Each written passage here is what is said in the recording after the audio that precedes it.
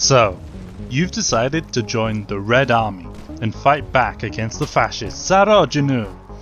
Your service journey starts at Tier 1, Battle Rating 1. BR1 is arguably the weakest point for the Soviets. It's by no means bad, so don't worry, and you have plenty to look forward to. The USSR is arguably the strongest overall faction in Enlisted, only recently being dethroned at the highest tier by the Allies. The arsenal of the Soviets is a powerful, well-rounded kit, and they are no slouch in any particular area. Russia dominates in infantry combat and are plenty capable of handling Axis tanks and planes. Now, let's get into that tech tree. The absolute first thing you should unlock in Enlisted for Soviets is the Mosin M1938 carbine. The biggest benefit of unlocking this weapon is that you will now have access to the Engineer Squad. Engineers might be the single most valuable soldier type in the entire game. These hammer-wielding boys are capable of building rally points, as well as other structures.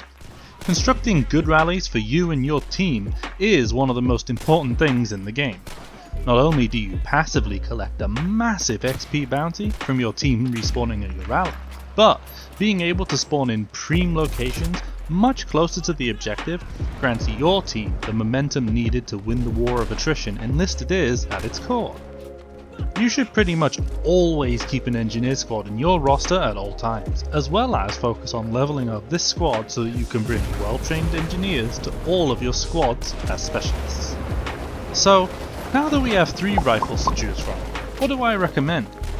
My personal preference is to use the rifle you've just unlocked, the 1938 carbine, as the main BR1 rifle for your army. In my opinion, bolt actions have 3 factors most important to choosing which to use: rate of fire, bayonet access, and ergonomics. Most bolties within Enlisted are incredibly similar in terms of stats, such as damage, accuracy, ADS speeds, etc. What separates good rifles from great is a high rate of fire. But also, since landing each shot you have is very important, it's also key to factor in comfortability. If you can't get the hang of an iron sight on a certain rifle, it may be worth choosing an objectively weaker option to suit your needs. The 1938 carbine checks all 3 boxes for me. It has the highest rate of fire of the choices, a comfortable ring-shaped iron sight, and a bayonet. If you do not like the iron sights of the 1938, try out the Dragoon. What it lacks in fire rate compared to the carbine slightly, it makes up for in power at range. Higher damage and faster bullet velocity mean the Dragoon is superior at picking off targets at range, and the damage increase means you are more likely to flat out kill a soldier rather than downing them. I would recommend only sticking with the Mosin M1907 carbine, the starter, if you are trying to save on as much silver as possible. Silver is an indispensable resource in Enlisted, so I 100% understand. Just keep in mind, the 1907 has an absolutely abysmal fire, and no bayonet. In case you didn't know, bayonets grant incredible bonuses to your weapons. AI soldiers are deadly, with lightning-fast reflexes when you bump into them in melee, and bayonets give them 100% guaranteed killing power, and I assume a little bit more range. Additionally, simply having a bayonet equipped to your weapon gives a 5% reduction to overall recoil. This isn't relevant for bolt actions in the slightest, but you should keep it in mind when judging semi or automatic weapons. Finally, by having a bayonet, axe or sword, you are able to charge, increasing your speed and stamina consumption, and giving you slight slowdown resistance. Charging is often used in Enlisted to reach key locations faster and safer. Having a bayonet allows you to do this without swapping to another piece of equipment, meaning you don't need to bring that equipment and you don't have to swap away from your gun to go fast. Just a quick little aside before moving on from rifles, the Mosin M91/30 sniper. This sniper is okay, with an average rate of fire for bolt action snipers, and the best possible accuracy, shared with a fair few other snipers. Generally though, sniper rifles are not very effective in actually winning the game in Enlisted.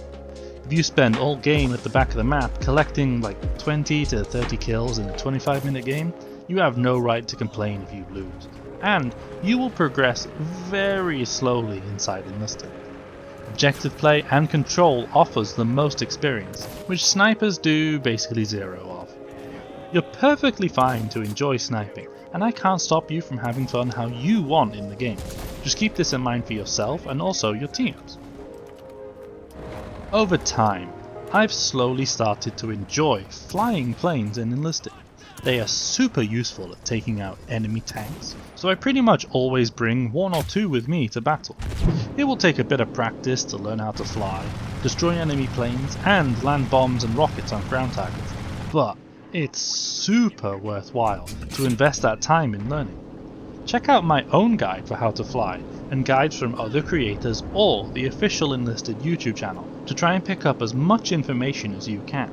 Anyway, the plane I would like to recommend you to use in BR1 is the Yak-1. Compared to the other options, this plane has a comfortable flight model, comes with some excellent machine guns capable of ripping apart enemy planes and some lightly armoured tanks.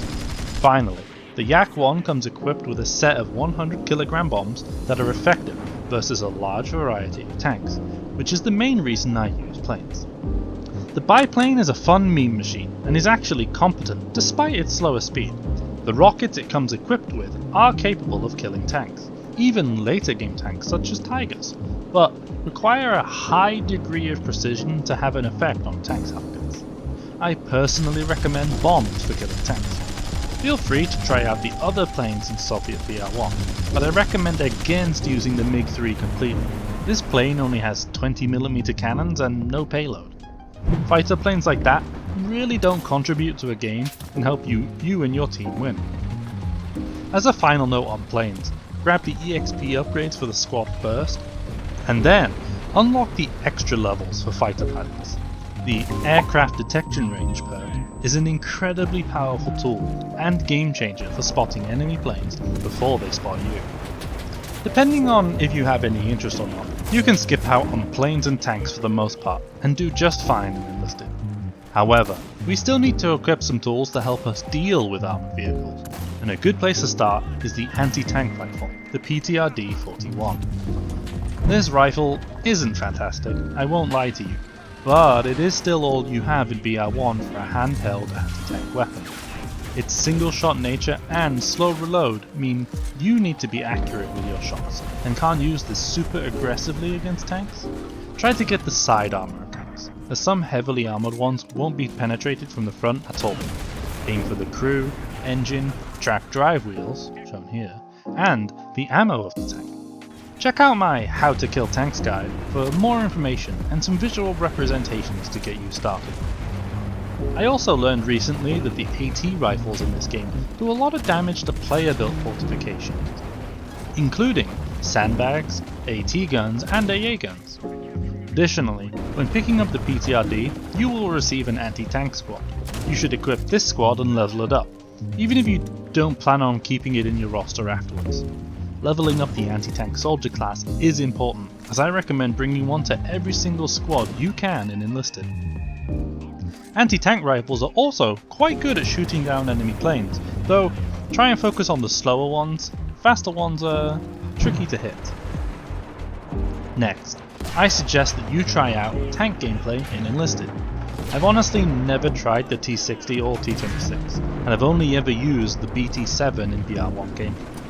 This is because I took advice from other players and guides, so I won't comment on the effectiveness of those two tanks. I suggest simply waiting until you unlock the BT7. This tank is incredibly nimble, with a rapidly reloading cannon that can take down equal tiered and some tier 2 tanks. For higher tiered enemies, or just tanks in general, you want to try and get their sides and explode their ammo racks. You have absolutely no armor yourself though. Due to the smaller caliber of the BT7's cannon, its HE performance against infantry is lackluster, so try and use your machine guns against those. Tanks ramp up rapidly in their HE splash damage going into tier 2, so if you're a tanker, look forward to the T50 and T28E of BR2 later. Now, before moving on to the next unlock, I would like to mention briefly that if you have unlocked everything I've mentioned so far, You should have completed 9 out of the required 9 researches to complete Tier 1. If you decided to skip on tanks and planes, that will come a little later, but remember this for then and come back. Completing Tier 1 and Tier 2 for a faction unlocks some extra gear for your soldiers to equip. The unlocks for Tier 1 Soviets are as follows: binoculars, flasks, molotovs, and explosion bags. Binoculars don't really offer much to infantry, so skip those on your infantry soldiers, but consider equipping them on your tankers. When a crew member pops out the top hatch, binoculars can offer you an extra option to increase your visibility. Flasks and explosion packs, on the other hand, I do recommend for your infantry soldiers. Explosion packs are an alternative to the frag and smoke grenades you have at this point, and these are mainly used to destroy enemy vehicles and fortifications. Unless you want a frag grenade for clearing out rooms of infantry, I strongly suggest equipping an explosion pack on all your soldiers, if you can afford it. It is always nice to have an option against enemy tanks as a soldier, especially since your AT soldier could be dead, leaving you completely helpless. Flasks are fantastic equipment, which you can hold the designated key to drink and consume the flask over 2 to 3 seconds. After quenching your thirst, your soldier does not consume stamina for a full 60 seconds. You can now sprint and jump as much as you would like without having to worry about the debuff that occurs when a soldier usually runs out of stamina. Being out of breath causes your gun to sway around on the screen, making it difficult to shoot accurately until you recover. Flasks do not prevent the consumption of stamina during bayonet charges, so try not to fully charge completely out of stamina and leave yourself combat ineffective. Sadly, molotovs are a shadow of their former self after heavy nerfs, and I do not recommend using them in pretty much any scenario. There are some use cases, but I can hardly say it's worth equipping them for those unlikely scenarios. Just so you know, molotovs leave a pool of fire that lasts for 30 seconds. A soldier standing in the fire for 1.5 seconds will catch on fire, reducing their combat effectiveness and killing them if they cannot put it out in time. This 1.5 seconds timer kinda means you're able to ignore molotovs and just run right through them if you're quick enough. Additionally, soldiers that have traversed through water are immune to fire for I think about 30 seconds. Our next unlock for the Soviets is their first SMG, the PPD-34. This bullet hose will give you a taste of one of Russia's strongest areas, which they dominate at basically every tier. The PPD-34 has an incredible rate of fire, fast reloads, and low recoil. For CQC, there is no better weapon at clearing rooms of soldiers at this tier. The PPD is limited in its range, however, so keep this in mind. When you unlock and buy this SMG, you will also be given a medic squad. Medics are a generally weaker class in Enlisted, but equipping this gives you a full squad of guys who can take SMGs, which can help you in attacking objectives aggressively, compared to bolt actions only. It may be worth unlocking and purchasing 2 extra medics for this squad, but keep in mind, you are likely to replace this squad pretty quickly in BR2 later when you get an assault squad. Medics unfortunately cannot take any specialists such as engineers or AT soldiers, meaning the squad is quite weak itself outside of pure pushing power. At this point, we have pretty much completed the main roster for BR1 Soviets. I recommend the following: an engineer squad and a rifleman squad, and then your choice between medics, AT squad and snipers. Personally, I recommend the medics. For your vehicle slot, it's up to you between the tanks or planes for which you prefer more. I like planes, as I can use them for clearing out annoying enemy tanks. You can also just ignore this slot for later if you don't care for vehicles at all. Focus on maxing out the squad upgrades and filling all the slots in your squads with soldiers, equipped with their optimal weapons and equipment. For example, a Mosin M1938 carbine, an explosion pack, a TNT charge, a flask, and a medkit. This is costly, but well worth building this up on all your soldiers to give you as many options as possible. If you aren't too worried about vehicles, finish researching the TOS-B and the RM38 mortar. Mortars are pretty boring to me, so I won't discuss them. The TOS-B, on the other hand, is a fun, double-barreled shotgun with high power and honestly, decent range. I'd recommend sticking with the PPD-34, but the TOS-B can be a fun time.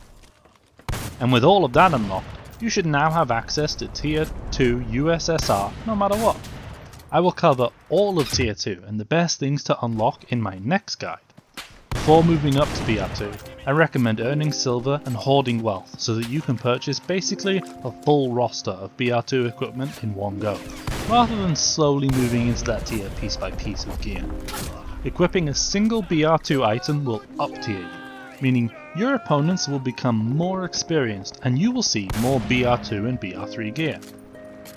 Finally, if you do enjoy vehicles, unlock the other tanks or planes, whichever one is your focus, in preparation for moving to BR2. For the planes, you need only unlock the Hurricane Mark IIB, and not the items inside the folders to progress. Feel free to try out all weapons, vehicles and equipment to see what suits you. My video is only here as a general guideline to help you have an easier time getting into the game or this faction, as well as hopefully saving some silver. And you may find things I don't recommend actually work that well for you. Feel free to leave any questions you may have in the comments and I'll be happy to answer. Thank you so much for watching. As always, the links to all my socials are in the description. Hope you have a nice day and see you next time.